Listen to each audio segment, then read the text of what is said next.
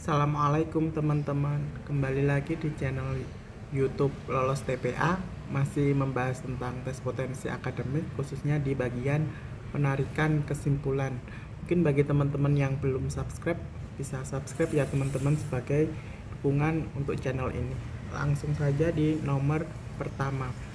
Unsur X akan terbakar jika dan hanya jika unsur Y terbakar. Kemudian pernyataan keduanya, unsur Y akan terbakar jika dan hanya jika unsur Z terbakar. Nyatanya unsur Z terbakar. Ini kalau kita bisa tulis seperti ini ya teman-teman ya. X jika dan hanya jika Y, kemudian Y jika dan hanya jika Z terbakar. Maka ketika Z-nya terbakar, maka yang pertama adalah dia ke ini dulu, X-nya terbakar dan juga Z-nya terbakar. Maka opsi yang tepat adalah A. Selanjutnya nomor 2. Semua siswa kelas 12 SMA harus memilih jurusan. Di SMA negeri sederhana hanya ada 2 jurusan, yaitu IPA dan IPS. Lady adalah seorang siswa kelas 12 SMA. Kemudian apakah opsi A, kesimpulannya apakah Lady adalah jurusan IPA? Di sini di pernyataan ketiga, Lady adalah seorang siswa kelas 12 SMA. Dia tidak disebutkan jurusannya, maka opsi A dan opsi B otomatis salah. Kemudian untuk C, Lady adalah jurusan bahasa. Ini juga tidak disebutkan di pernyataannya, jadi otomatis jawaban yang tepat adalah D, tidak dapat disimpulkan. Seperti itu ya teman-teman. Selanjutnya nomor 3. Setiap ikan berkembang biak dengan telur. Semua jamur berkembang biak dengan spora. Ikan B makan jamur. Nah, di sini apakah kesimpulannya A? Jamur yang dimakan ikan B mengandung spora. Di sini kita tidak bisa langsung menyimpulkan ya teman-teman ya. Ikan B memang makan jamur. Tapi apakah dia ada sporanya atau tidak, di situ kan tidak disebutkan, hanya berkembang biaknya dengan spora, tapi tidak disebutkan apakah jamur itu pas ada sporanya atau tidak. Jadi opsi A kurang tepat. Kemudian B, ikan B makan spora. Di sini disebutkannya malah ikan B makan jamur, jadi otomatis salah. Kemudian C, jamur adalah bahan dasar membuat telur. Ini tidak disebutkan di pernyataannya, jadi salah. Kemudian ikan B berkembang biak dengan telur. Jadi di sini ikan B karena dia termasuk ikan, jadi setiap ikan berkembang biak dengan telur. Jadi jawaban yang tepat adalah D.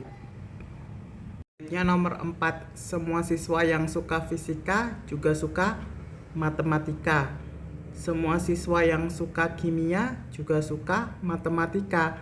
Sebagian siswa yang suka fisika juga suka kimia. Jadi di sini ada 3 hal ya teman-teman, fisika, kimia, dan matematika.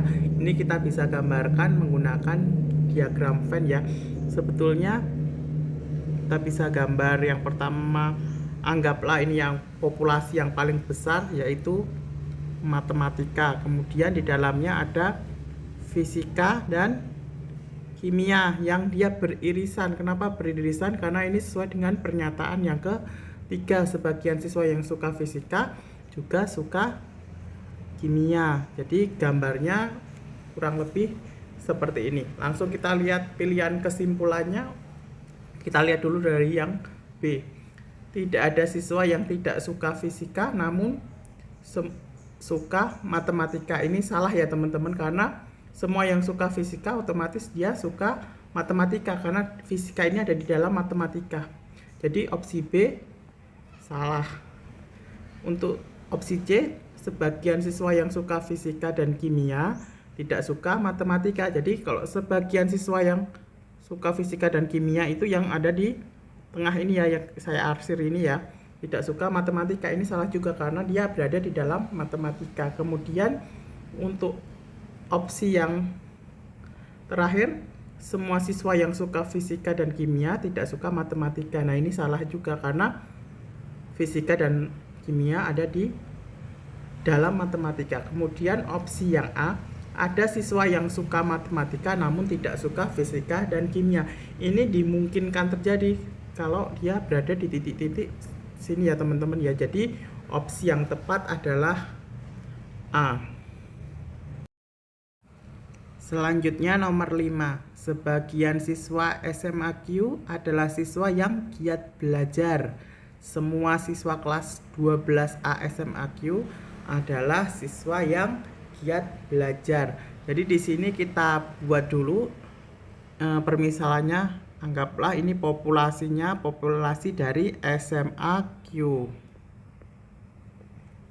Nah, dari pernyataan pertama, sebagian siswa SMAQ adalah siswa yang giat belajar. Jadi sebagian ini katakanlah kita buat garis-garis ini, kita arsir. Ini yang siswa giat belajar yang dalam arsiran ini. Kemudian pernyataan kedua, semua siswa kelas 12A SMAQ adalah siswa yang giat belajar. Berarti pernyataan kedua ini yang kelas 12A SMAQ masuk ke sini karena dia termasuk yang giat belajar. Jadi disinilah kelas 12A SMAQ. Seperti itu. Kemudian kita lihat opsi jawabannya, kesimpulannya dari B. Siswa selain kelas 12A SMAQ tidak giat belajar. Di sini bertentangan karena di sini masih ada yang selain 12A SMAQ tuh di sini ya teman-teman ya. Di sini. Jadi untuk opsi B itu salah karena masih dimungkinkan ada yang giat belajar gitu.